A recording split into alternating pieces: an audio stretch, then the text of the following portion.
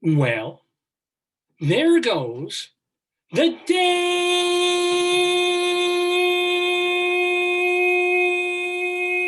Good morning, everybody, and welcome. We are live on this Saturday, and I don't even have to check the date on the calendar today. I know exactly what day it is. It's January 23rd, 2021, which makes me, as of either a few hours ago or a few hours ahead, I never remember this, but which makes me 57 years old today. Yay me.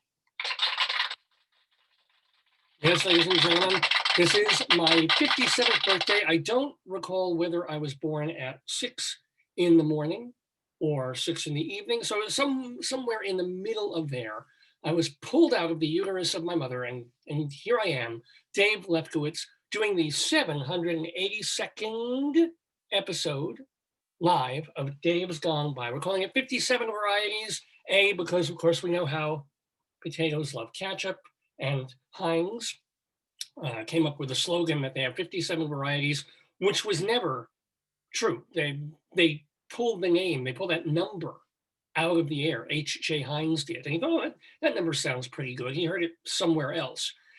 Because at the time, I think he had a few fewer than 57 varieties. And now they've got like literally 57,000 varieties of everything.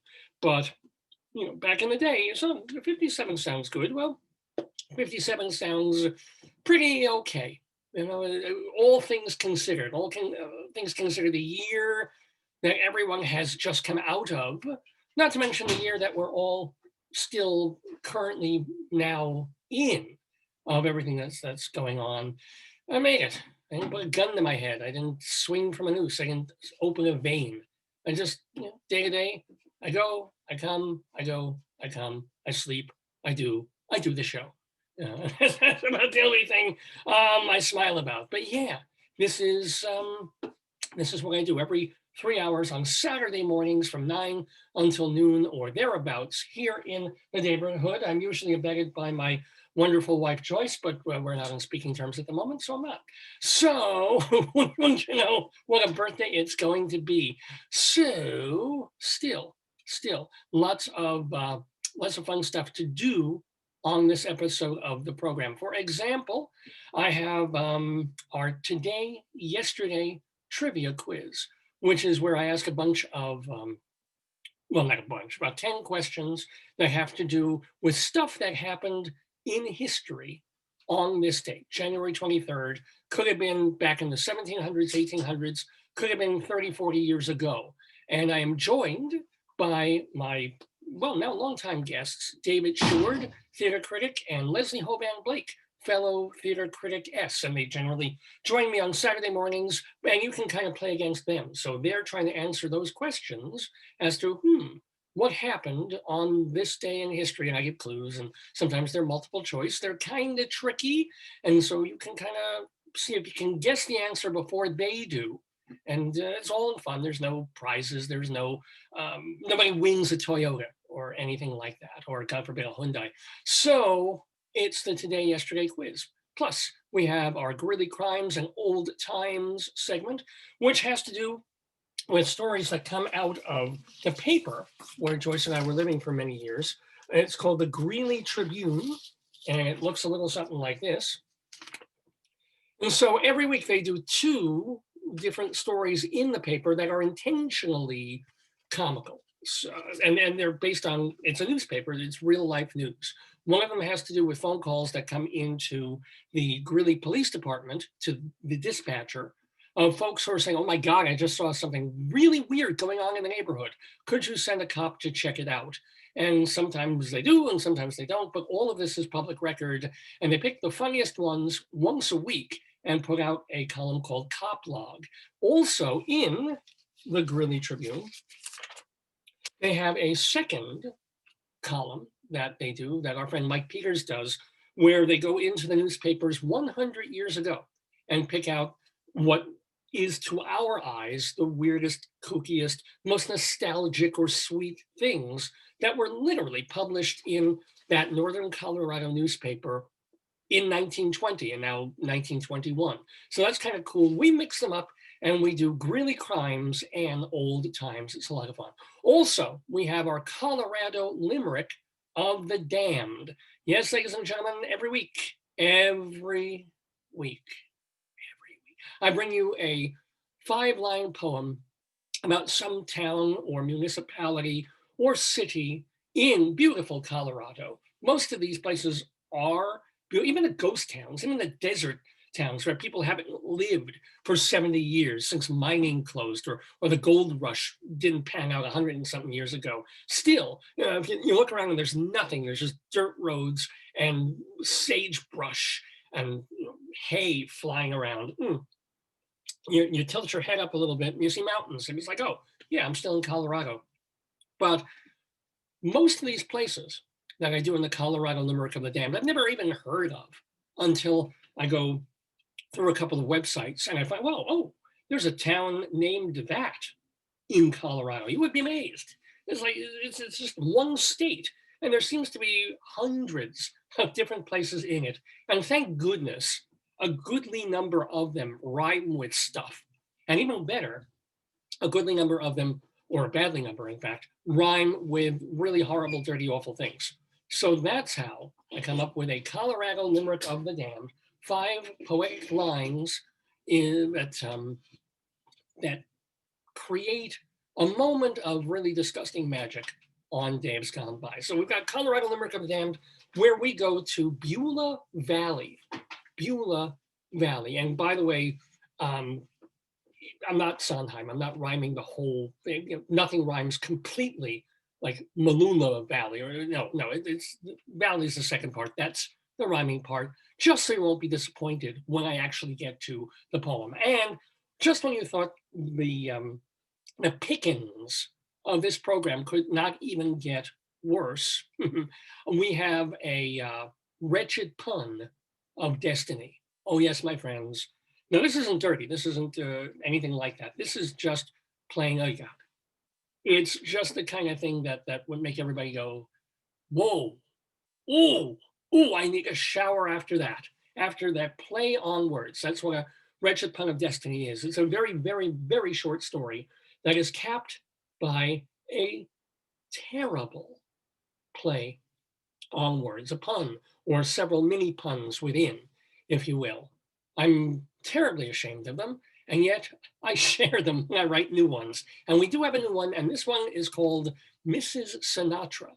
Mrs. Sinatra, this week's wretched pun of destiny. And wouldn't you know, we couldn't do a program, we could do a program, and we have done programs, but I wouldn't necessarily want to do a program without the great, the wonderful, the Jewish Rabbi Sol Solomon. Rabbi Sol has been with us since I did the very first Dave's Gone By program back in 2002, October. It's 18 and a half, 18 plus years old already. He was there for the very first one. He's going to be here today, not with a rabbinical reflection. That'll be coming up, in fact, next week. And there's something I want to tell you about Rabbi Sol. I'll tell you right now. He's going to be taking part in a virtual open mic night this Thursday night. A pretty major theater company called the New York Theater Workshop off Broadway is partnering with something called the Poetic Theater Productions or something like that. And they're kind of giving them the use of the hall, and they're doing an open mic night for singers, dancers, poets, theater people, well, New Yorican kind of a spiel, where everybody gets 3 or 4 minutes to get up and do something, right? To do something that they have created, some piece of art. It has to be live, right? And and they're saying they are expressing in their, shall we say, not mandate, but in the rules of what they want for this open mic night is that everything's been so contentious and terrible and awful. They want this particular event to be positive. It should be about joy and finding common ground and good things and getting together and unity and joining and all that kind of happy stuff, which is, as you probably know by now, anathema to Rabbi Sol Solomon. It's like, what? Good happy things and no worry and guilt and misery and Holocaust. What? So he's working through it. He's trying to come up with a rabbinical reflection that would suit the tenor of this particular open mic night without betraying his sensibilities. So it's going to be really interesting to watch Rabbi Sal Solomon walk that line live this coming Thursday. The event, I believe, starts at 7 o'clock in the evening Eastern time. Not sure when he goes on. If they were wise at PTP and NYTW, they would put him on first because he's a rabbi. It's a convocation. It's a blessing. He is starting the, I don't think they will. In fact, if they were really smart, they would put him on sometime between 2:57 and 3:01 a.m. Just, just tuck him there when nobody's really paying attention, but we'll see. We'll see when the rabbi's on. I think the event lasts only about an hour or 90 minutes or something, but you can find it, I think, by going to the New York Theater Workshop website.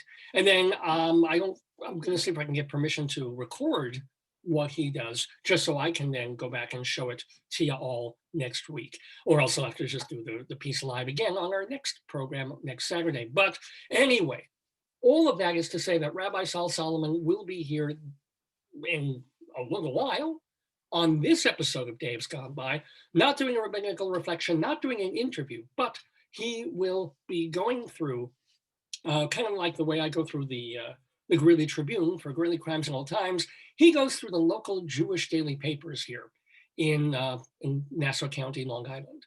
There's a couple of them, and they're geared towards the modern Orthodox and not so modern Orthodox crowd. And he finds things that are particularly appealing to his sensibilities. And I think you're going to enjoy that. It's Rabbi Sal Reads the Papers coming up just a little late. Look at all this stuff that we're doing on Dave's Gone By. Look at all that I have planned for you for this Saturday morning. Pretty cool, but that is not quite all. I was thinking for a while, well, what am I going to do on my birthday show? Do I get friends and relatives to call in and wish me a happy and all that? That would have been great, and it still would be great, but it's so close to what we did on the New Year's show less than a month ago, where it was like, get an old friend, have them talk for a couple of minutes, wish you well, ask them a question, boom, boom, boom, go, go, go, go.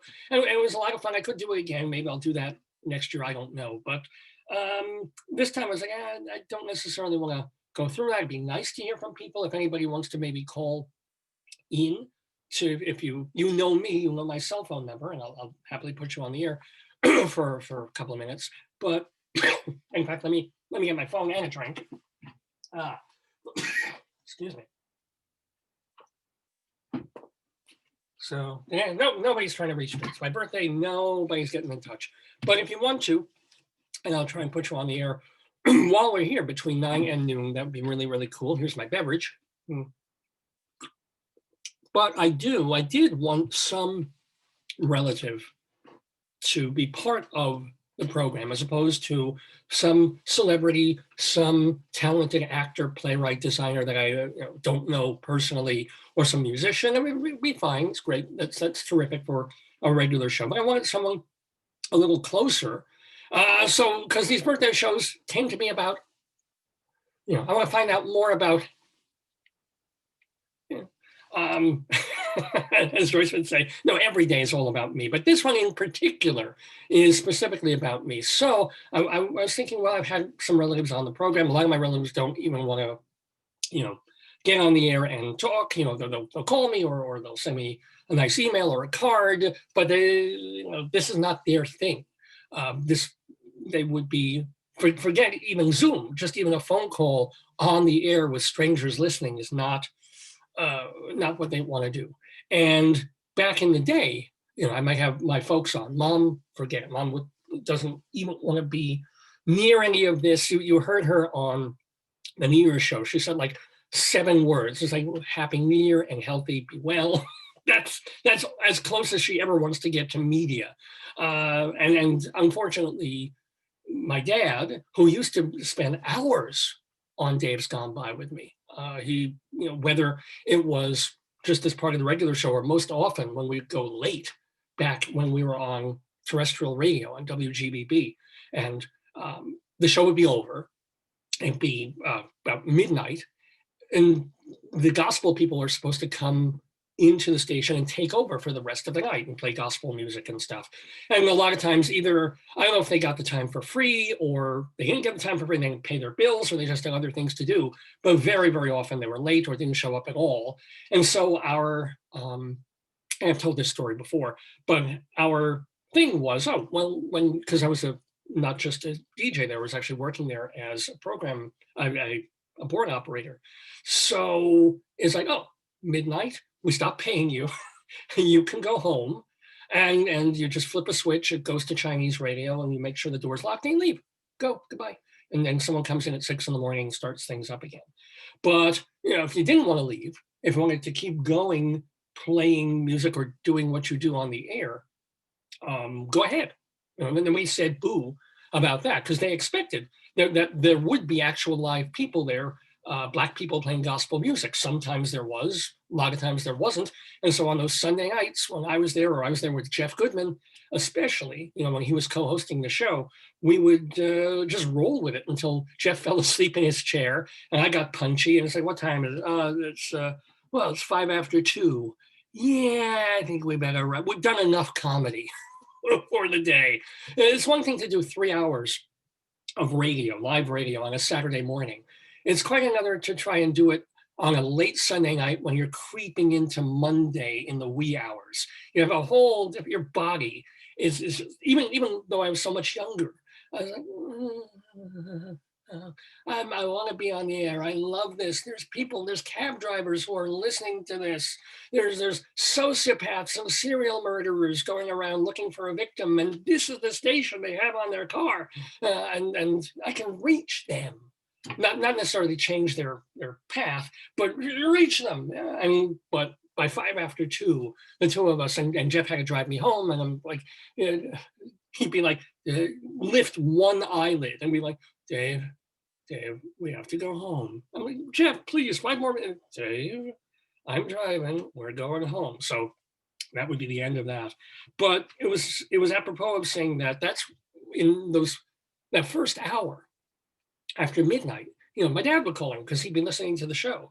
And we banter with him and we have fun with him and play songs with him. And it was way, way cool. He is at this point beyond the ability to do that, to have that kind of conversation or anything like that. So I miss that a lot. He's still, he's downstairs. I haven't lost him at this point, but it's just like, that would have been, that was what kind of special times that I remember as part of the program or as part of the bonus part of the program. And can't do that. That won't be happening. It's around a depressing 57th birthday, isn't it? But I figured, well, is there another relative? And then I saw that, kind of out of the blue, my cousin had posted something on Facebook about some speech or lecture that he was giving. I don't know if it was a virtual lecture or if it was more of an in-person but distance kind of thing. And I'm like, oh my God. OMG. I've thought about getting him on the program for years. And then, you kind of think about it, and then 100 other things come up and you forget and you leave it be. And then I was like, well, yes. Well, yes. And the well, yes for this week is going to be my cousin, Michael Levine. Now, Michael has been a New York City planner, sort of an urban developer kind of guy. Very well respected, been doing this for a whole bunch of years. He's kind of I wouldn't say a grand old man of city planning, because he's not that old, but he's got stories to tell. And he's had a life.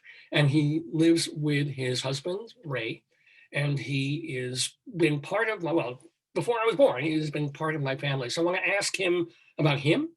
I want to ask him about me and my family and my background. I want to ask him about his life, his years. He's lived, he's had quite an interesting life in and around New York, especially, and in and around my family, especially. So it could be a very, very fun and interesting and somewhat deep conversation. Not that I ever go really deep, but deep-ish deep-esque conversation with my cousin Michael Labine. All of that happening on this birthday episode of Dave's Gone By, which we generally tend to start with an intro that goes just like this. Good morning, good morning, good morning. There goes the neighborhood. And there was much rejoicing. Didn't your meds kick in yet? Yeah, David Lefker is here. He's Long Island Arts guy. He's got his own radio show. I want you all to really enjoy a wonderful program done by a fine artist. A glorious thing, a unparalleled beauty. Dave's Gone By. Dave is one of my very favorite broadcasters, so keep on listening to Mr. Dave. Thank you, Joe Franklin. Yes, the late Joe Franklin, who I couldn't count him as a friend, but he was a friendly acquaintance, shall we say. And it's always a nice memory to, that's what birthdays are all about, really, when you reach a certain age. When you're little, birthdays are about sort of looking forward. I'm 5 years old. 5 years old. I get to do this. I get to play with this. I get to stay up a little later. 13 years old. Woo, bar mitzvah. You turn into a man, or bat mitzvah, into a somewhat of a man or woman, and all the things that means. And you can do more things, and you're at your high school, whatever. And then you get to like 18, and which all these numbers really aren't that. At least it wasn't in my background or experience. Nothing clicked when I turned 18. Nothing clicked when I turned 21 years old. I didn't sound like, well, now I can drink legally. I don't like alcohol. I can drink. Now I can do this. I can do things with girls. It's like girls didn't want to do things with me. So none of it. But and yet we have this idea of birthday. Celebrate. Look forward. I look forward to this year. May you have a very happy and healthy birthday day, and a good year ahead. Make good things happen, and so forth. And then I guess middle age is the turning point. 36, 37, maybe 40. 40 is when it's all about back. 40 is when it's the nostalgia just starts to kick in. And it isn't so much about looking forward to 40, 50, 60, 70. It's more about, oh gosh, what happened the last 10 years of my life, and who's no longer in it? What relatives are now dead that I said goodbye to 5 or 8 or 20 years ago? What friends are no longer in my life? What people have I dated that fell out with? And it's like, it's back and back. And what great memories. What are the funny memories, the funny and poignant and cool things that happened? What were one of my favorite things that I've already done? When you're in your teens and 20s, you think, oh, I'm going to go to someday. I go to Spain. I'm going to go to Portugal. I'm going to go to Australia and Israel. And for some people, go skiing and mountain climbing. And for other people like me, is I'm going to watch every Louis Buñuel film in order, sequentially. Patton Oswalt does that kind of thing. So, the forward. And then get to my age, and I'm only 57 freaking years old, but it suddenly becomes about back. What are my favorite movies? What are my favorite TV episodes? What really made me laugh when I saw that show?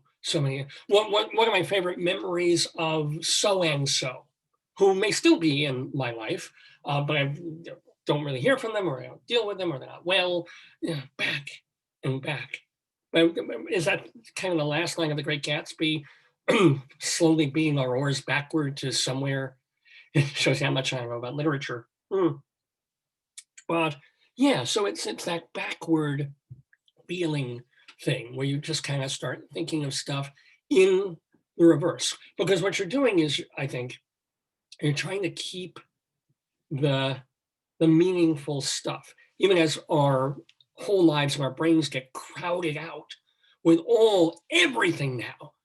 You go to Spotify or iTunes, and every song you can ever possibly want, it's right there. It's too overwhelming. A lot of times you just want to hear the songs you grew up with, or you spent your 20s and 30s listening to, right? You got 50 million channels on the television, but you just kind of want to find something you want to watch, And so there's that looking and gathering on what was meaningful and important to you and hoping that you can kind of hold on to it. Because as you get into your 60s, 70s, 80s, 90s, it's going to dissipate. The memory is the thing that goes. I was talking to, I got an email, I won't mention a name, from an old literally old theater critic friend of mine who has been on this program. She is, God bless her, 99 years old. 99 years old. I get a perfectly cogent, nice email from her this week. And she says, "Oh, Dave, I hope you're well. And you're still in Colorado. What's happening with you?" And she wanted to know how we first connected. And I said, well, it could have been a couple of different ways, because I'm on the drama desk, I'm on the Outer Critics Circle, I'm a member of the American Theater Critics Association, you're a critic, I'm a critic. It was either that, or at some point we saw each other in a theater and were introduced. I saw you writing in a pad, you saw me scribbling notes to write a review, and hello, how are you? That could have been it. But she was like, no, I'm trying to get, I don't know why, the initial point of contact. What was that? That has become on some level and for some reason important to her. Whether it was specifically, did we meet at the Drama Desk Awards? Or did we just happen to meet at an Outer Critics Circle general meeting? Or were we in Paris when we went with the American, I don't even know if she's a member of ATCA, but that initial, because that's one thing that she is, I guess, at this moment, gathering and holding and keeping important to her. She said she's starting to lose, she's perfectly fine, but a little bit of the memory thing. So she's trying to keep that and gather it. And so maybe that's what we start doing, particularly in our 50s, that sort of keep and gather and polish and protect this memory and this particular thought about that friend or relative or former employer or acquaintance or coworker or something like that, or a restaurant that's no longer there. You don't necessarily want to be in the position 10 years from now, someone mentions it and you don't even remember a restaurant that you used to go to like twice a month. Or you hear the name, oh my God, we used to, what do they have there? What do they eat there? I know I used to like something there a lot. What was it? And you can be told and reminded, but it's not necessarily the same as remembering.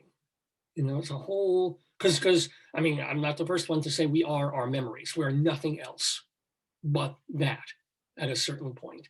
I think the only good thing is that if you're a creative person, if you're a writer, performer, a podcaster, you are also what you leave behind and create. Because otherwise, your memories go with you. You can download them into another person and tell your children, oh, this was happened to me, and this is, but that's not their memories. That is, them kind of hearing your memories and putting it in kind of their data storage bank, if they'll even remember. It's always the most frustrating thing when I do an interview or Rabbi Saul does an interview, and one of us interviews somebody pretty famous, and they've met and known everyone. They were on film sets with legends and superstars and really amazing, cool, funny, difficult people. And you want to ask them, okay, tell me. And then what they will usually say is, I was in a film set. It was John Huston directing. They took us all out for drinks. And the stories John Huston used to tell. And that's it, right? Because it's not their memory. It was John Huston telling them the John Huston memory banking. It doesn't settle in them unless it's one particularly unforgettable, hilarious, amazing story. And you can read, I'm sure he wrote a memoir, an autobiography, and these people will too. So that is, as we say, the creative people, they have that repository where it's kept in a book that you can read. But that's really it. Otherwise, we are our memories, and the memories go. So you ask the celebrity, oh, so please share. What is a story that John Huston told? What's a dirty joke that John Huston told while you were all, knocking them back and made you laugh and fall out of your, what? Tell me. And there's like, and it's just, the mind stops there. And usually they just go, no, it was just great. He was just funny. He had all these stories. Tell me one.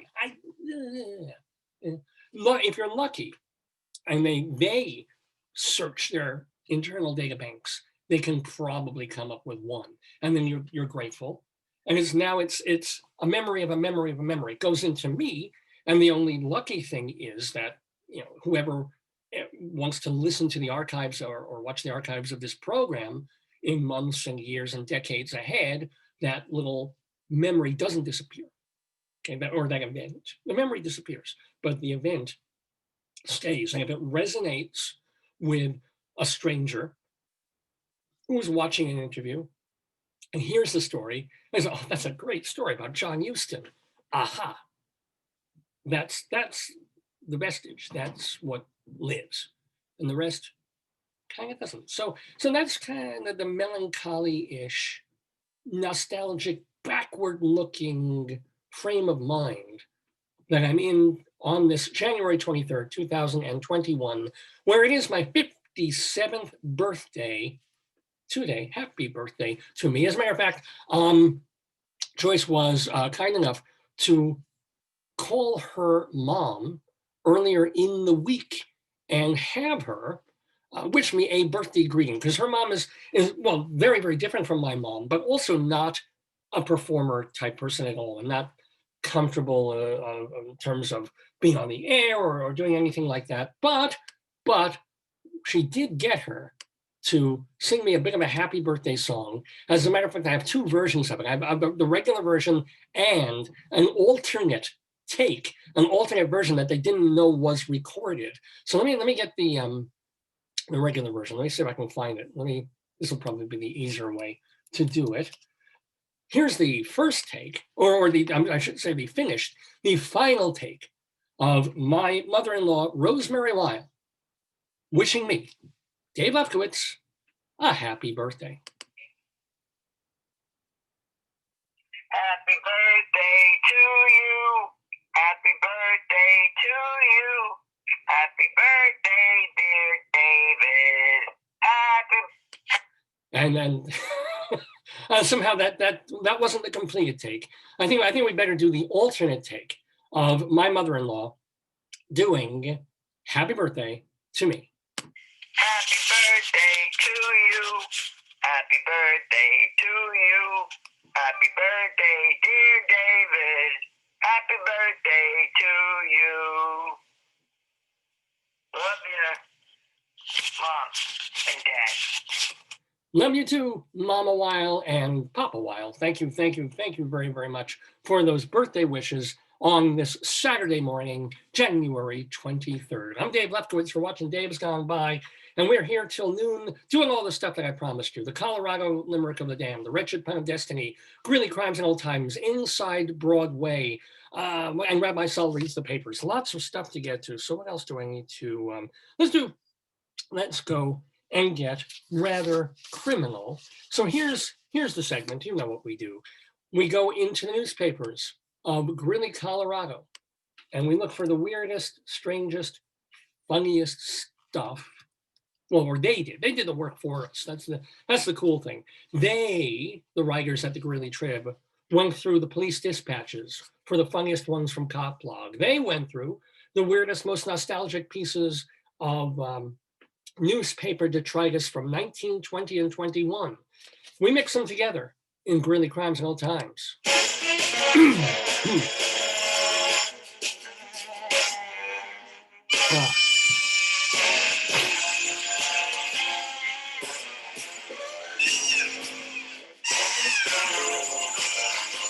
Da, da, da, da. Yes, ladies and gentlemen, sorry about all the throat clearing, but that's what happens. That's the one thing I didn't have a problem with when we were doing the show at 11 o'clock at night many years ago. At 11 o'clock at night, my voice was like, I got tired, but I didn't have that morning old man phlegm. I'm like, I need to come up. No, stay down. I'm trying to do a show. I need to come up and fill your throat. No, please.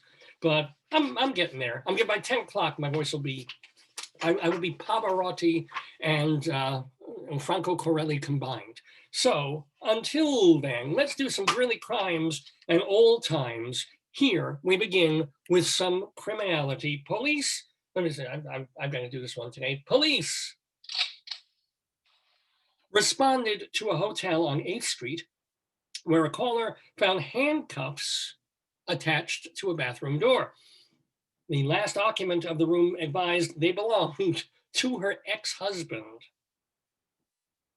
Let's just unpack that ever so slightly, shall we? So a hotel on 8th Street, and I kind of know the hotel, and I understand how this can happen there, where a caller found handcuffs attached to a bathroom door. I assume they were real, actual, not fake party fluffy pink handcuffs. The last occupant of the room advised that they belonged to her ex-husband. I would love to know. Was he a cop? If it was her ex-husband, what was she doing with them? What were they in the hotel? There's just so much there.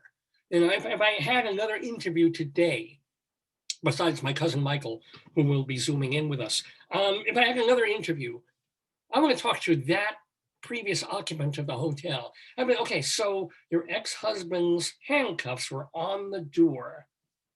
Explain. Go. Give me a memory. Give me something I can put on here, and then strangers in 30 years will go like, oh, that's a hell of a hotel, Anyway, let's do another crime. A caller on 26th Avenue reported a drunk man was trying to get into her house.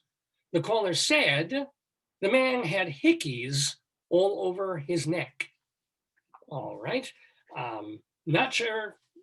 I mean, and again, these are all, by the way, true stories, things that happened literally in Greeley, Colorado, a week or 2 or 3 ago. Well, again, here's the thing that I want to, if he had that much action, right, drunk or no, why is he trying to go into someone else's? Sounds like he should have been staying in the house that he was in, because he was having a good night. Don't know. Now let's do an old time bit, because as I said, some of these are crimes that are recent, excuse me, and some of these are from the newspaper 100 years ago. So here's an advertisement for a place that I think still exists, Weld County Garage. Honesty is the best policy. In a full-page advertisement for Weld County Garage, proprietor D.R. MacArthur said that he is having a cleanup sale of used cars. Now, he's usually, now again, we all have our ideas of used car dealers, right? We've had a fantastic experience back in Colorado with our used car dealer who got us our Subaru that we absolutely loved at a reasonable. I mean, it was just like yes, and if we go back to Colorado, or if I go back there, we'll use them again, But the general thought about used car dealers is they spend their nights counting money and their mornings rolling back the odometers and that sort of thing. But check this out. Check what they said back in late 1920. D.R. MacArthur, the proprietor of Weld County Garage, having a cleanup sale of used cars. He said, quote, "The cars will be sold regardless of the cost." This is in the advertisement, quote, "because we need the money." Now, whether that's true or not, or whether he's really laying it on and making you think you can get like the best deal ever, to tell your customers is like, come in, no offer too small. We got to get these cars off the lot and our funds are low. We need the money. If only advertising were still that truthful. I love it. Also, going back to old times, and we mentioned this last week about the wrestler going against Greeley hero wrestler Toots Mondt. So they brought in this other guy. Well, no, I'll read the story. The masked Marvel wrestler will be pitted against Greeley hero wrestler Toots Mondt this week. No one knows who the masked Marvel is. Oh, I I think I read this one last week, but it's worth sharing again. No one knows who the Masked Marvel is, but it's rumored he's a world champ. If he gets pinned by Toots, he's required to reveal his identity. I did read this last week because I remember making the joke that we all thought it was a young Ethel Merman. But no, in fact, the Marvel turned out to be Bill Manigoff, a 220-pound, huge Belgian wrestler who has beaten many U.S. champions, but not all Toots. I'm sorry for this. This is already the nostalgia portion of me turning 57 years old and leaving in an old-time story that we already did last week. The brain cells, they're fading away, my friends. Meanwhile, let me just do this. Because if I clear my throat one more time, I'm just gonna go out the window. All right, here we go. One more old-time piece. Frank Hurd. Frank Hurd. Have you heard? Former Greeley police officer is now on the Santa Ana, California police force. Although he now lives in California, he still treats the Greeley police very well. He's making, he is busy making police nightsticks out of the sturdy California orange wood. So that's it. There you go. A beloved Greeley, Colorado policeman goes all the way to Colorado, doesn't forget about his buddies. So for Christmas, he doesn't send them chocolates. He doesn't send them, what are those red plants called that are poisonous to dogs? Poinsettias. He doesn't send those. He doesn't send a card. He's like, here. There are hobos in this town. Here are some really good, sturdy California orange wood nightsticks. Go get them. More things change, right? So let's go back to some more Greeley criminality. A caller at a supermarket. Let's see if I can do something for this. Here, we'll try this one.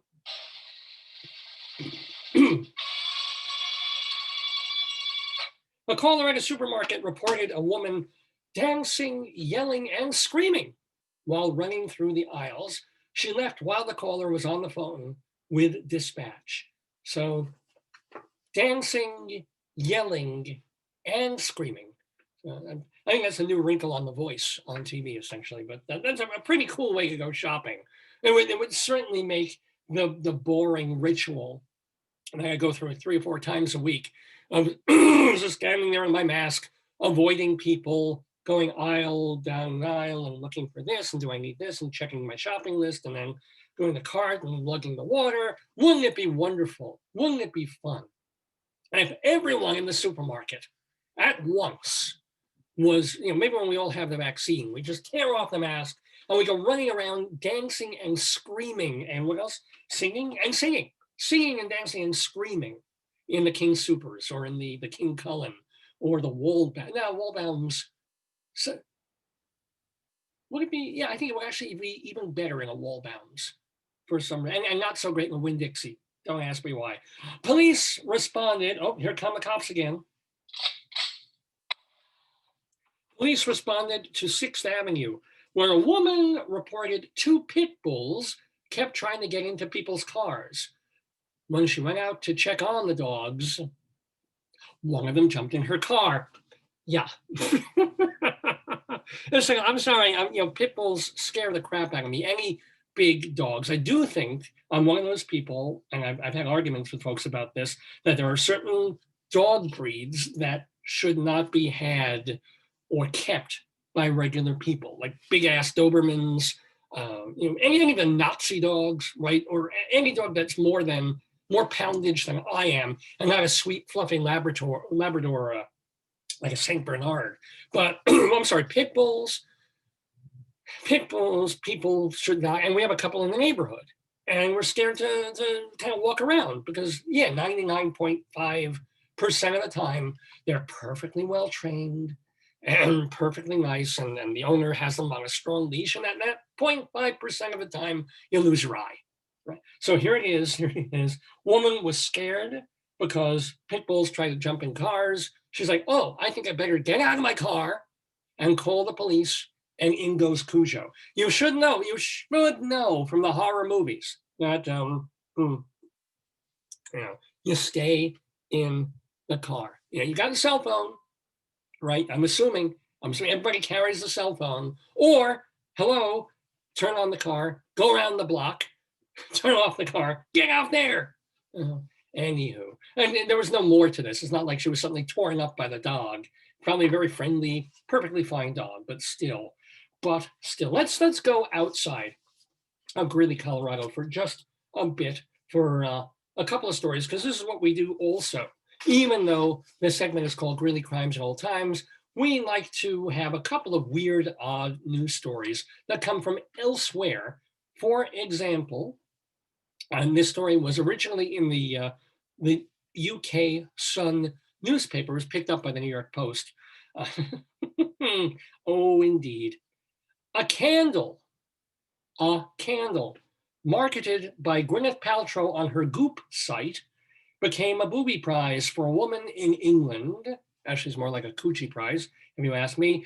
The candle, which is titled, "This Smells Like My Vagina." I've never been on Goop. I have no desire to be on Goop. And hey, Gwyneth Paltrow, talented actress, very beautiful woman, still, beautiful 25 years ago, Shakespeare was still beautiful, fine, fantastic. If a candle should not smell like what she's got, I don't care how potentially nice she smells down there, is probably not that nice. It's probably, it might be like with her, I think she's married to a very rich guy. Her husband may like spending a few minutes down there, and he's very grateful that it doesn't smell like a scallop factory when he has to do what he has to do to get what he wants, right? But generally, I don't think even he would want to fill a room with a pleasant scent of the essence of Gwyneth Paltrow's hoo-ha, hoo-ha, hoo-ha, and especially considering, I love this story, the candle, which is titled, "This Smells Like My Vagina," exploded into flames. Yeah, in the living room of the woman who won the odoriferous product in a quiz. So she didn't even go on Goop and buy this $50 object. She took a quiz and he said, "Oh, you're winning like a promotional thing. A Gwyneth Paltrow Goop candle, and this particular candle is titled, 'This Smells Like My Vagina.'" So she lights it, goes to sleep, and kaboom. I mean, are there bits of labia everywhere when the thing goes off? Jodie Thompson, age 50, told the UK Sun, quote, "The candle exploded and emitted huge flames with bits flying everywhere. There was an inferno in the room." And Thompson, who lives with her partner, David Snow, said they threw the flaming candle out the front door. Quote, "It could have burned the place down," said Thompson. "It was scary at the time, but funny looking back that," quote, "Gwyneth's vagina candle exploded in my living room." I wonder if that's the whole story. Yeah. I mean, and by the way, I was incorrect in one of the facts there. This candle does not sell for $50 on Goop. It sells for $75 on Goop with a scent that has notes of, quote, geranium, bergamot, and cedar, juxtaposed with roses, ambrette seeds, and one supposes Massengill disposable douche fluid and Brad Falchuk's finger. But I would say if you are using the candle to start a romantic evening, it may just leave both of you in heat. This smells like my. But can you imagine? I don't know if there was like an equivalent website. Take a really handsome, I don't know, Ryan Reynolds or who's a hunky actor type, the guy from Magic Mike, I guess, or somebody like that. And he was like, "This smells like my scrotal sack." Light her up. So handsome as the guy is, as beautiful as he may be, as attracted to him, as hot for him as you might possibly be, unless you get him within about 1 to 6 hours of a recent shower. Again, you don't, genital, no. This smells like my armpit. No, no. If we were in the midst of coitus, you with Ryan Reynolds, me with Gwyneth Paltrow, sure, okay, yeah, okay, that's pretty hot, but not while I'm I'm trying to watch Star Trek, and it's like, yes, the Borg is hints of bergamot from Gwyneth Paltrow's Hoo Hoo, yeah. That makes this television watching so much more pleasant. True story coming from the New York Post and the UK Sun. I also want to do one more story from far away, not near Greeley, Colorado. Dateline, and this is just sheer serendipitous accident. The place is Beaverton, Oregon. So we go from a candle that smells like Gwyneth Paltrow's Love Box to Beaverton, Oregon. That's as dirty as this one gets. Police in Oregon are looking for a man who they say stole a car with a child in the back seat, only to return the 4-year-old and reprimand the mom about her parenting. This is fantastic. This is the age that we live in, of righteousness about certain things and then a complete blind spot about everything else. There's more. I'll read the whole story. The theft took place outside a grocery store when the mom left the car running with the child in the back seat. When she went to buy a gallon of milk and then some meat, the thief happened to walk by and he hopped in the car. See, this is why Rabbi Saul will tell you, you don't mix milk and meat. When the thief realized a kid was in the backseat of the car, he drove back to the parking lot, gave the child back to the mother, scolded the mother, threatened, this is fantastic, he threatened to call the cops on her. And then he drove off in her car. So he's like, shame on you. Shame on, look, what kind of parent are you? If I had a right mind to, I would call the cops right now. However, since I'm in the back of your RAV4 or the front of your RAV4, I'm just going to leave and let me stealing this $35,000 vehicle from you. Let that serve as a lesson of what really matters in this world. Police say they're grateful the man gave the kid back, but they still want to thank him in person. Oh my goodness, ladies and gentlemen. Let's do one more crime and or old. Let's do a crime, my friends. Let's see what other criminality has been happening in Greeley, Colorado. Police responded to a gas station where a man's truck broke down and he started begging people for money. He also started begging people for drugs and was refusing to leave. You know, what a wonderful, again, it's sort of like, my car broke down, I don't have enough money to get to the gas station. And by the way, if you have any meth that you can spare, if you have a tab of LSD, it would really get me through the rest of this bad day. Fantastic. Oh man, shall we go out on that one?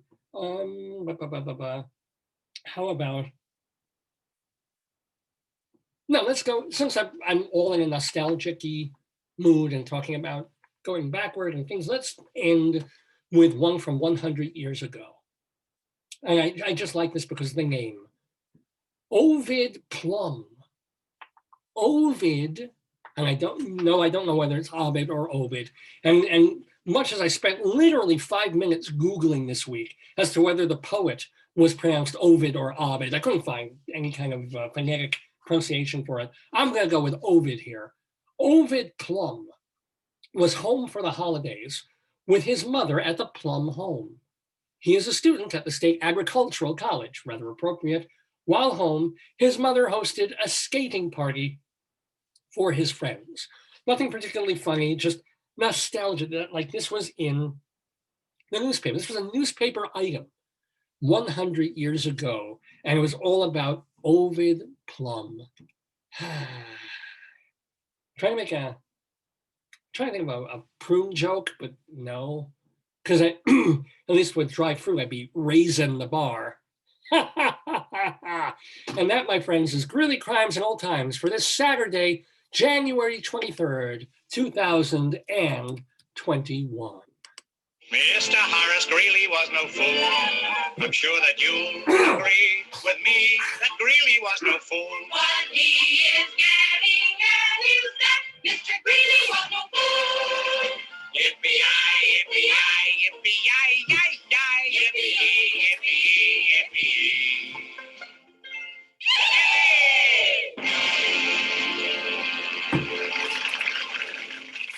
Yes, yippee-yee, yippee-yee. Thank you, Groucho. We are here with the 782nd episode of Dave's Gone By with me, Dave Lefkowitz. Potato's here with me. Yay.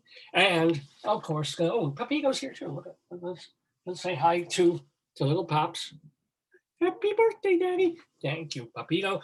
And want to remind you that Hewlett Minuteman Press, our sponsors since the very first episode of Dave's Gone By 18 plus years ago. They were with us then, they are still with us now, and they're still here in Hewlett, Long Island, in the little, it's not really a shopping center, it's like the little strip mall in the heart of town, right across the street from the Petco. And what else are they near? There's a chocolatier over there, and not even sure what else. There's a new pita falafel place. So yeah, things, you're a happening town when you have a brand new falafel place. But right near them, Hewlett Minuteman Press, since the 1970s, the Toron family has owned and operated Minuteman, this particular franchise of Minuteman, and they're great folks to deal with. They do quality work, reasonable prices, reasonable turnaround times, and all the stuff that they do. Full service shipping center, digital copies, bindery. They also do gifts.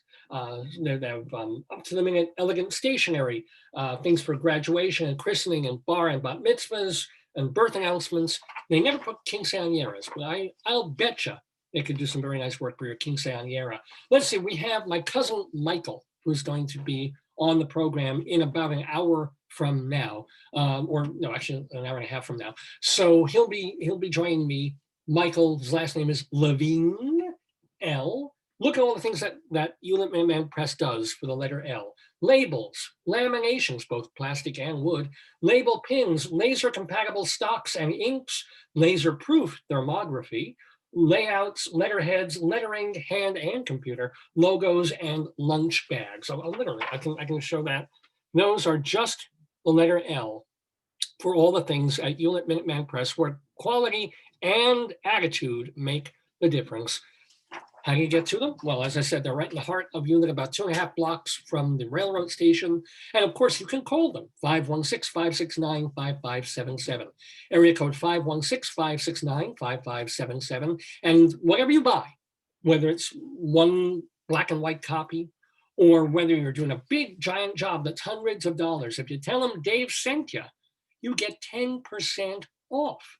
Any job, big or small. Dave from Dave's Gone By. Go there, use them.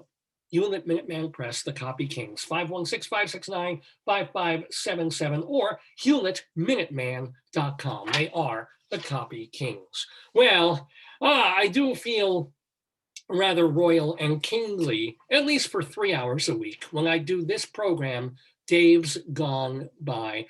This is, as I said, 782. January 23rd, my birthday. So how am I celebrating it? By doing this, by sharing with you a Colorado limerick of the damned, a wretched pun of destiny, talking to my cousin Michael Levine, who's a city planner. We also have, what else do we, we're gonna go inside Broadway too for, let's get, since I'm kind of in a down and depressy kind of mode, let's get the down and depressy side of the show out of the way by doing our Inside Broadway segment. This is because I've been, for many, many years, a theater critic, a playwright, an actor, director, a theater journalist, certainly.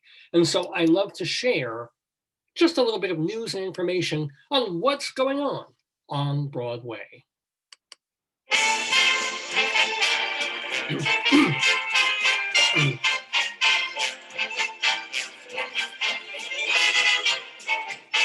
Inside Broadway, a look at theater on and off Broadway and beyond.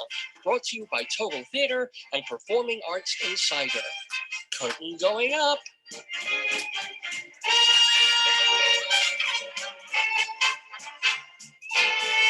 Yes, inside Broadway we go, ladies and gentlemen. We try and do this every week here on Dave's Gone By, just as I said, because I care about the theater. I think it's important.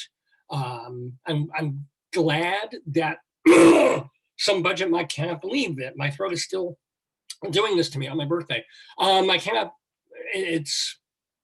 grateful that some of the money that is earmarked for getting people out of this terrible economic and pandemical problem that we are in is going towards the arts and going towards theater. Because as we all know, it's not just, a bunch of Broadway producers who are already rich, trying to get richer, a bunch of actors doing it. It's a huge economic engine for Broadway, for New York, and for the world. We're talking about billions of dollars of revenue that shows bring in, Broadway and off Broadway. So it's really, really important that, that is saved. It really, even if you have never seen a Broadway show, you can't afford it, you think the prices are ridiculous, which they are, you have no intention, it's an engine that drives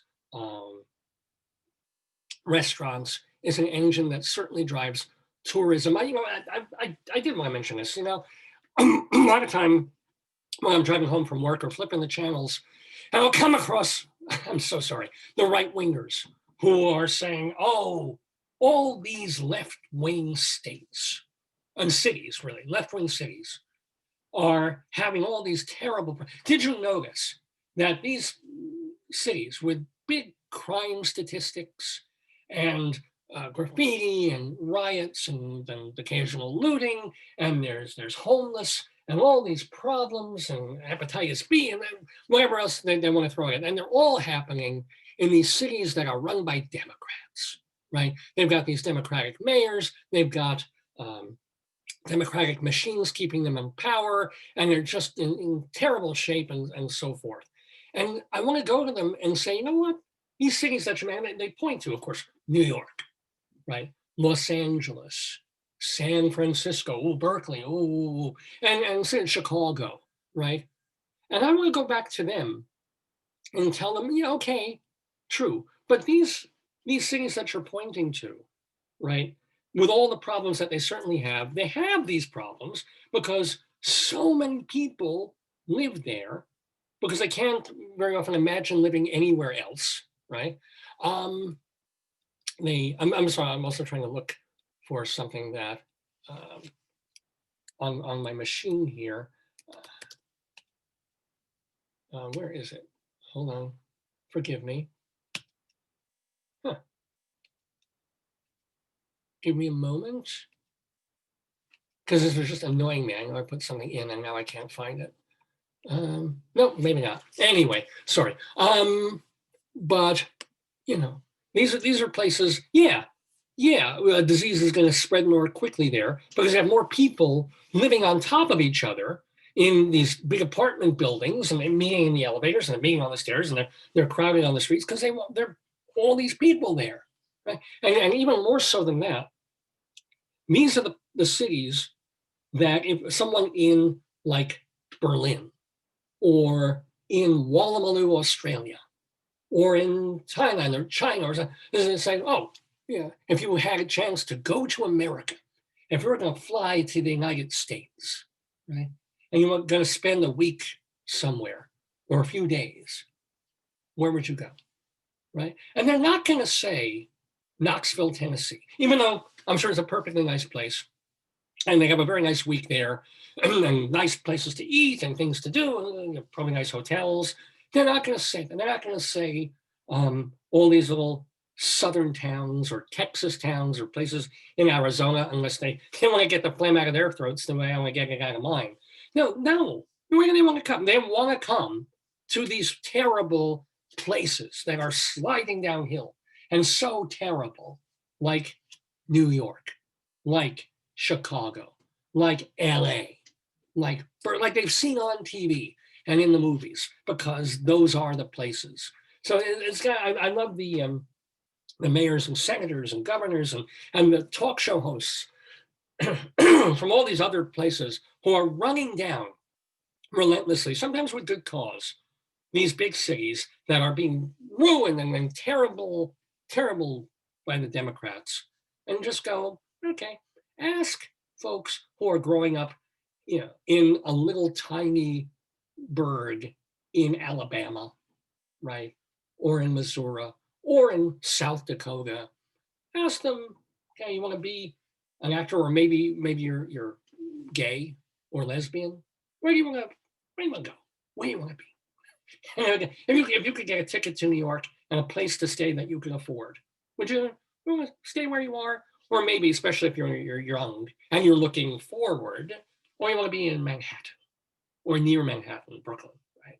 Or do you want to be in LA or even South LA, whatever, do you want to be in Carmondale, Illinois, or do you want to be in Chicago? it's just a thought. Why did that occur to me? Why? What does that have to do with what I'm even?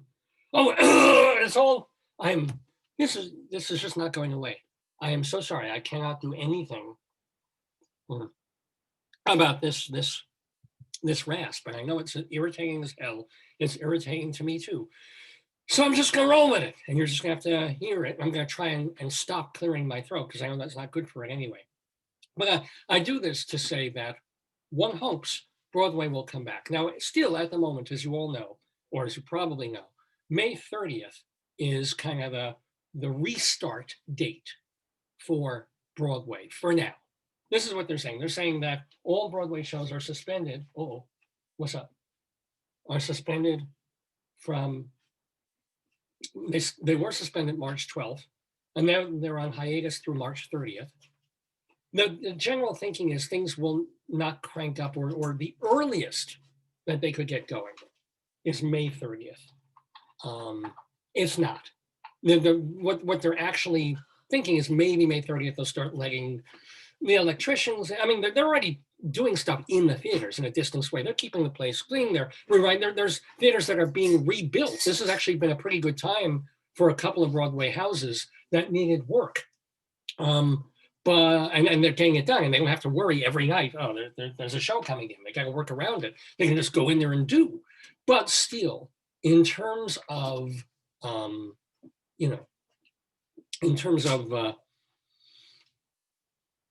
when people will come to a Broadway theater and see a Broadway show, I'm thinking vaccinations and so forth, probably October and November is when we might start to see like a Hamilton take the first leap, because that's the first show they're going to put back up there, and then Hamilton will come back in a somewhat distance way, because Hamilton can afford not to fill every seat. Hamilton, I don't know how many seats the theater they're in has. Maybe it's like 1,300. They can put in 1,000 and still make a profit, and they've already made billions. So other shows, not so much. So we'll see. And we'll see, there'll be a test case. They're going to roll. It's not suddenly on October 5th, they're going to flip a switch, and every Broadway show that was currently running in March will suddenly be back.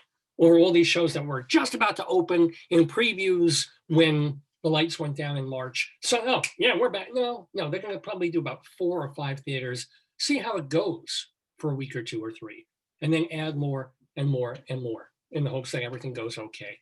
So that's where we are in terms of Broadway right now. What I was looking for before is I know that Manhattan Theater Club announced that they're definitely planning a show coming up for 21 or 22, winter of 22, I think it is. But unfortunately, I cannot, for the life of me, I was looking for it. I was looking in my files. I didn't put it in my notes for the segment, but a little bit of good news, a little bit of news that Manhattan Theater Club is doing a show that will, in person, that they're planning for. It's more than a year away, but at least they're announcing stuff, and they've got another off-Broadway show planned as well. Oh, I want to do a little bit of sad news in the neighborhood on our Inside Broadway segment. It has to do with a theater critic that I knew, a very nice and very spunky and feisty lady named Sandy Cates. Farewell to theater critic Sandy Cates, who passed away on January 7th at the age of 80. She had cardiac and kidney issues.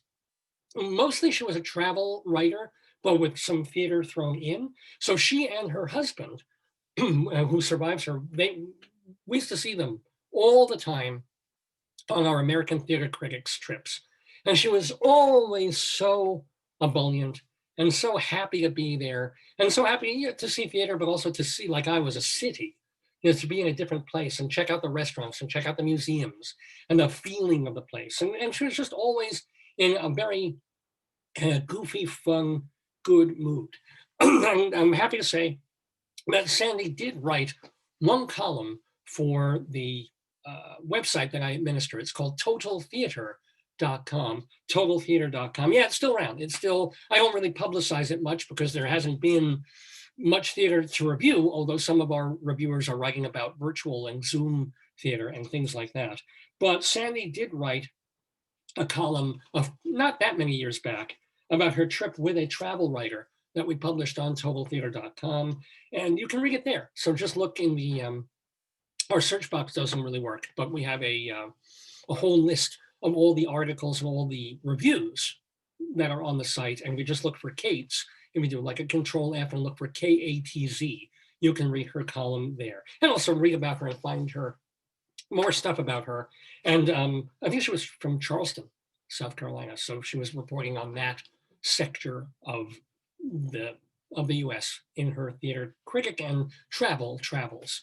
Well, speaking of theater, I also want to remind you that this segment is brought to you by Performing Arts Insider, the Bible of Broadway. Since 1944, this journal, this magazine, has been around, and it's been the Bible for the theater and entertainment industry. This is where people go when they want to know, hey, what's happening? What's going on Broadway, off Broadway? How do I contact all the people who are involved in producing and designing and writing and directing and making all this theater? How do I get in touch with them? Are we, is that, oh, today? Sure, absolutely, yeah. Give me a mo. Hold on one moment. Yes, okay. Oh, we're gonna have, this is gonna be really cool. I think we're gonna have a more special guest than I thought we had in the first place. Thank you, Alan. So, where am I? Performing Arts Insider. So here it is. Well, that's the back cover. You know this guy, right? Little more dark hair in that picture back when I was at the university radio station. But this is what we do every month in a hard copy magazine. You get a guide to all the Broadway shows. Now, these, of course, were the ones that were running before they went on hiatus, shows that were about to open. Here's a map of the Broadway Theater District. Now you got a guide to all those theaters. How many seats do they have in them? Who controls them? Who are the landlords? Are they Schubert's, Niederlanders, Jansen, someone else? All that info on one page. And then, really important for the theater, for everyone in the entertainment industry, a list of the press agents. These are the people that you call first. It's sort of like when you want to reach somebody at a company. Well, there's a receptionist. You go through the receptionist or the secretary. They either put you through or they take a message. That's how you get them. Well, who are the secretaries for these press agents? You know, or the secretaries for the Broadway and off-Broadway shows are these people. So if you want to get in touch with an actor or a director or a designer or a choreographer, a lyricist, this is the place. Call and email these folks. We've got that information. We also have our day-by-day calendar listings of shows. Right now they're on hiatus, of course. And of course, our guide to shows that will be opening, pandemic going away, one hopes, shows on, off, and off Broadway that will be opening in 21 and 22 and beyond. This has all the listings, everybody involved, and how to get in touch with them. You can't really find that info anywhere else but in Performing Arts Insider, the Bible of Broadway. If you want to find out more about it and subscribe, go to performingartsinsider.com, performingartsinsider.com. And speaking of performing arts and the theater, I do have one bit of more sad news to give you for this week. It just happened yesterday. We learned that Bob Avian, 83-year-old choreographer and director Bob Avian, has died of a heart attack. He started studying ballet and dancing ballet, and also in the ensembles of the original West Side Story and Funny Girl. Actually, there hasn't. I don't think there's been another Funny Girl since the original. And then he kind of ended up working with and collaborating with Michael Bennett on shows like Follies and Promises, Promises. And on Company, he would be the associate choreographer. Bennett would be quote unquote the main choreographer. But then Avian got his biggest gig, the gig that lands him forever in the history books when the story of Broadway is told. He's the choreographer of a chorus line. He's the guy. He's with the hats, with the costumes, with the one singular sensation, with the music in the mirror, Bob Avian. He won a Tony Award for it, of course. He also won another Tony Award for the musical Ballroom. He was the choreographer of Miss Saigon. He also directed, choreographed, and co-produced the original Dreamgirls. So yeah, and he was the choreographer most recently, I guess, on the Sondheim show, Putting It Together, a Sondheim review. In England, he won awards for choreographing a show that was going to come to Broadway, never quite made it, but they did make a musical of Martin Gare. And it just didn't happen. It was a time when it was tough getting Euro musicals to Broadway. But he choreographed that. And you know, it's funny, maybe this was in my mind when I was talking before, but it's, let me take this call. Let me see if it's spam or somebody. Hold on. Dave's gone by. Hello. Hi, who's calling, please? Oh my God. Oh my, can I put you on? I'm doing the show. Can I put you on the air? Well, hold on. Let me put you on speakerphone because, you know, this is kind of a one-way conversation at the moment. So here, folks, is someone I had wanted to get on the show playing our Today, Yesterday quiz, but couldn't really do that.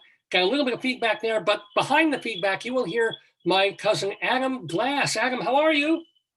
I'm well. How are you? And happy birthday, young man. Well, not so young, but thank you very, very much. Happy days to you too. And thanks so much for calling. So, has it been, you know, how is your, what is it, 23 days so far into 2021? How have they been for you? Well, it only feels like 450 days so far. Even for just this year, I'm not counting 2020, which was a hell of a year. We all know that. It was. It's been interesting. I mean, we've obviously had a very interesting start to the year. I mean, January 6th, the day that will go down as the footnotes, and our illustrious ex-president, and all the things. Listen, I have to stop for a moment and plug something here. I'm loving some Rabbi Sal. I really do. Well, Rabbi Sal will be with us in a little while to do not a rabbinical reflection, but he's going to be going through the newspapers of Jewish newspapers locally. So he's going to have some fun with that. One hopes he'll have some fun with that, and that you will too. So are you plugged in? At the moment, I am. Well, at the moment, I'm with the hound out in the field. So oh, wow. And what are you doing with the hound out in the field? Are you that lonely? No, I'm kidding. I'm kidding. No. My job is to throw the ball. Their job is to chase it. And as long as they keep chasing it, bringing it back, we're all good. What kind of ball, by the way?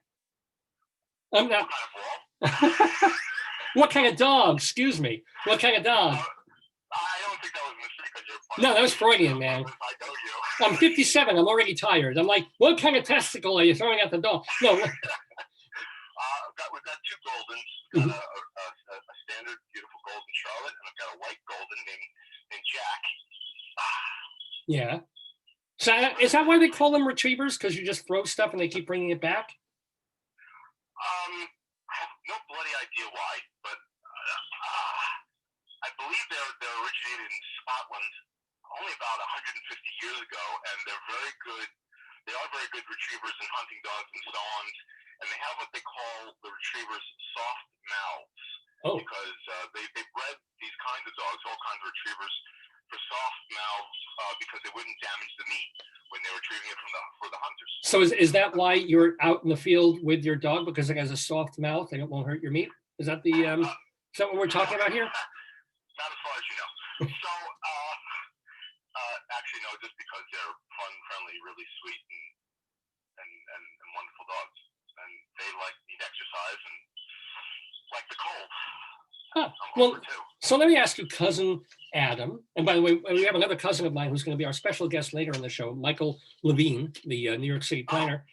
Let me, I know I always ask you this, and I know I never remember, but just remind me and everyone, how am I related to you? Let's see. Easiest way is your grandmother and my grandmother were sisters.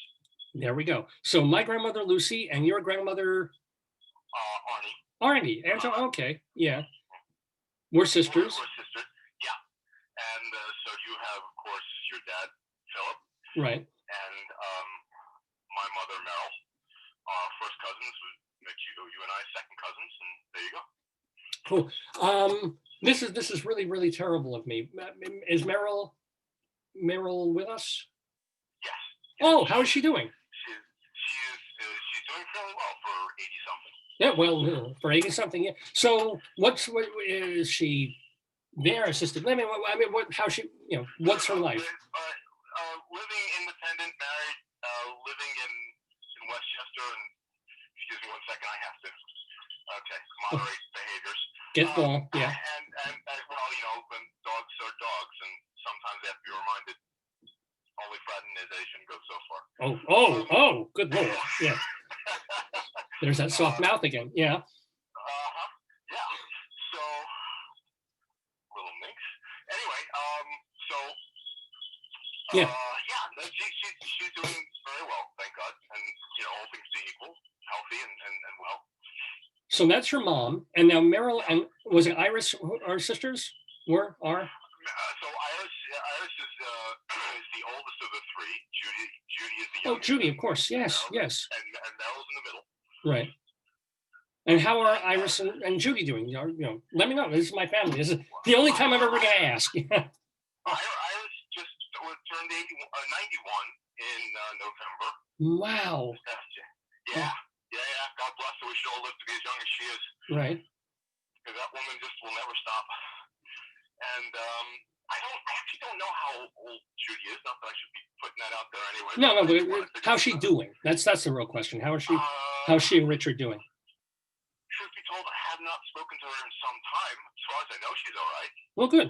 Okay. But I have not been in touch with her in some time. Yeah. Which is kind of, I should also mention that Judy, again, who is the sister, along with Iris, of Merrill, who is my guest here, Adam Glass's mom. Their son has been on this program. He's Scott Aronell. He's a set designer. So that's how this all kind of ties together. So he's very talented, Scott. Here's my memory. Since this is, I'm getting nostalgic, and this is the 57th birthday and all of that. What bonded the two of us, besides blood, was because I don't bond with anything. I'm like, leave me alone. But we bonded over what? Do you remember? I'm sure you remember. Oh, was it Dr. Demento? No. Close. Larry. My name is Larry. Oh, Wildman Fisher? No. Well, I remember you playing that for me. My name is Larry. Did you not? Really? Do you not remember that record you would play? Oh, no, of course I remember Wildman Fisher. My name is Larry. And that I was trying to share with you my demented stuff because you shared with me what? No, okay. It's Dr. Something. I shared things with you. I shared some music with you that I cannot. I would not be inclined to share on radio, but you would, and that's okay. It's your show. But no, that was the thing. He's actually we had him as a guest. It was John Balby. That's right. Dr. Dirty. That's right. Dr. Dirty. So that is a memory that I have. I remember you brought a cassette or a couple of cassettes to play. I did. Now, for those who don't know, Dr. Dirty, quote unquote, John Balby is a cabaret nightclub kind of entertainer, concert entertainer, who does really filthy, mostly parodies. Usually just one or two verses. He's not like a Tom Lehrer satirical genius. He picks the most. It's kind of, if you're looking for a predecessor of my Colorado Limericks of the Damned, it's probably in John Balby. It was just, it's filth. It's pure unadulterated comic filth, which you shared with me when I was what, 11, 12? How old were we? Well, I just passed 53 earlier this week. Yeah. And so you had to one up me at 57. Oh, that's 5 up or 4 up. Yeah, yeah. 4 up. So I would imagine you were in your late teens. I was in my early to mid-teens at that point. Well, so I was already old enough to hear that sort of thing. Oh, but you weren't. Shame on you. I remember where I got that tape from was a guy I went to junior high school with. He made a copy of it, and then I was going to your house. I said, I got to bring this tape. Yes.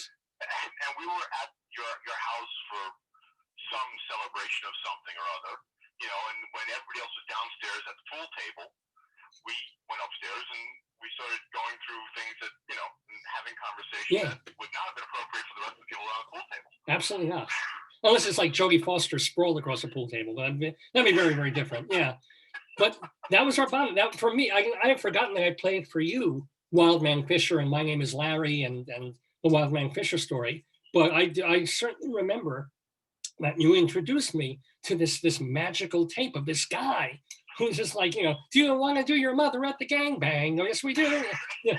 Yes. Yes, absolutely. And the candy bar poem and his own set of limericks. Yeah, absolutely. Some of which I still remember some 35 plus years later because they stuck with me. Well, would you really feel uncomfortable? Huh? Well, Big Ass Little Yukon Pete, which is desperately inappropriate to put on radio. Yeah, well, this is not really, we're not on radio right now. This is just Facebook.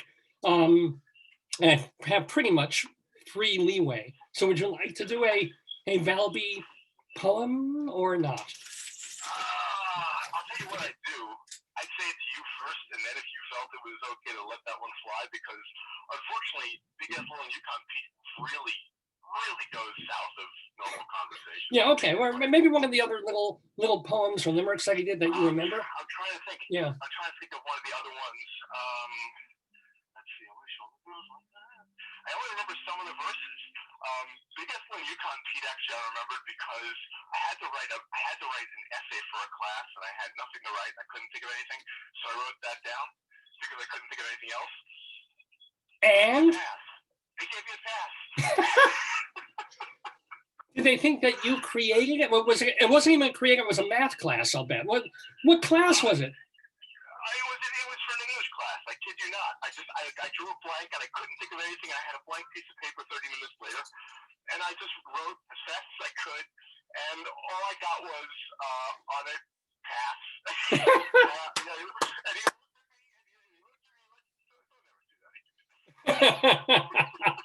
No, that wasn't the one other thing it reminds me, the one other thing that we kind of had in common was one teacher that you had that I never had. King Scope. I see him, I have him on Facebook all the time. Yeah, his name is Frank Scoblet. He's also been on this program. When I knew him, I was a would-be actor, and he was part of a troupe on Long Island that toured all over to libraries and community centers doing theater. They were called the Other Vic Theater Company, and I was like, I had little roles and was helping them, and it was kind of fun. I remember seeing you at the Peninsula Public Library, and you did what was the name of the play? It was one that was with Robert Redford and someone else who did the movie version of it. Was it Barefoot in the Park? Whoa, would it have been Barefoot in the Park? I don't even remember. It was Barefoot in the Park. Wow. I wasn't in it. I don't remember. I was probably just doing the sound or something. You were doing sound. Doing sound, but I remember going there because you were going to be there, and so Frank and Mrs. Alana Caraccio. That was her name. Right? Yes. Yeah. So what happened with Frank Scoblet, as you know, is he was a teacher, and then he was a theater owner, and they ran the Other Vic, and then they bought a building out in whatever, Babylon or somewhere. They to do theater. They were going to have their own playhouse, and they opened a musical, and they opened it on the weekend of a giant January snowstorm. Nobody went. They lost thousands of dollars. They had to sell the theater. happy ending. Why don't you tell everybody what happened to, well, people who watch the show would kind of know, but what happened to Frank Scoblet? I actually don't know. I know he retired and he's written a number of books. Well, you know what they're about. I'm sorry? You know what the books are about. Gambling, aren't they? Yes. Successful in Vegas and elsewhere? Yeah, he's one of those people who can't get into half the casinos because they know he knows the system and is more likely to win than lose a lot of the time. So he's actually one of these people who, for a living, gambles. Thousands. He's probably put away a nest egg now and doesn't do it. I don't know, but he's written books about it. I believe he's been banned from a number of places because. Yeah, because they think he's counting cards or something, or he's just too good, which is amazing to me. And he tilts the odds away from the house. Well, he couldn't, they couldn't prove it and they couldn't hold him, but they could invite him to leave and never come back. Yeah. So I believe that's what they did. But I remember him telling a story on the air, speaking of stories that we keep in our memory repository, of losing in one night, like an extraordinary amount, the kind of money that I don't make in 2 years in my current salary, right? Just one night gone and just coming home and crawling up in a fetal position and almost sucking his thumb and then coming back at it and making like half of it back in a couple of days. That's his life, Yeah, listen. I don't envy it. I don't think I could live. Could you? Do you think you could live like that? Could you be that risk-taking? Oh, hell no. Yeah. No. I love the scuba dive, and I've got no issue with critters of the deep and things like that. But I am otherwise generally rather risk averse. Yeah. So, for me, I may play poker once a year with a bunch of friends who will play poker, and if I win or lose $50, that's about as far as I'm prepared to go. Well, you have to also take off your underpants, which is it's a very strange game that you guys poker game that you guys play. But we don't talk about that. Really? No, sorry. Oops. Excuse me. So here's the deal, cousin Adam Glass. So want to thank you a lot for calling. I want to ask what are your goals for 2021? What are you hoping for? Oh, wow. I'd love for this COVID thing to get under control. That'd be kind of nice. And for my daughter to be able to go actually back to college and be at college versus via remote. That'd be nice. So she could actually have the college experience. That'd be kind of nice. Who can you say her name and what college she's in and what she's studying? She's Piper's at UConn. Ooh. And well, thankfully, unlike her father, she's very, very bright. She's honors program and pre-law and all kinds of other stuff. She got into different stuff, and she's doing very well, thankfully. And cool. Hopefully, she'll get to go back because the first semester was nothing but isolation. And and that was a waste. Well, what is she? I'm sorry, I'm trying to get to the guests who are going to be calling in. But what's did you say what she's studying? What her major is? Right now, she's going for poli-sci, and she's considering a double major and something else and another minor. And what is poli-sci? So does she want to be a politician at some point? No, she's looking at law. Oh, how cool! And that is you have one daughter, that is correct? Yes. So I'm glad. I'm. You know what? Nobody's going anywhere. So if she's home taking classes and it's another semester away, it's we all get through it. It'll be a story that she'll tell her children. Yeah, right. So let's see. When I was going to school, we didn't actually go. We were home because. Exactly. So anyway, yes, sir. Cousin Adam Glass, I want to thank you enormously for calling in and saying hello on this episode of Dave's Gone By. My 57th birthday. Are you going to sing to me? Because the song is in public domain now. You can actually sing Happy Birthday and not pay royalties. So you can sing that or sing the John Balby thing, but serenade moi. Let's see. I may have a voice for radio, but only when speaking.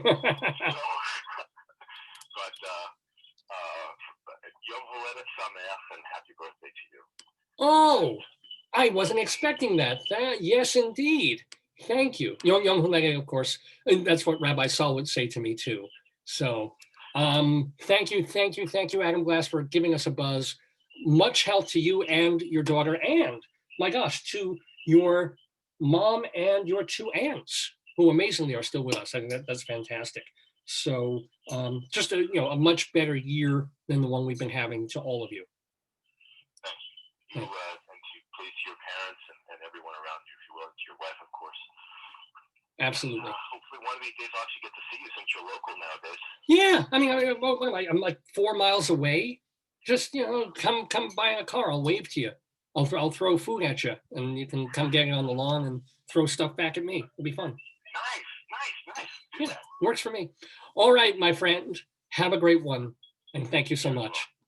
Bye. Take good care.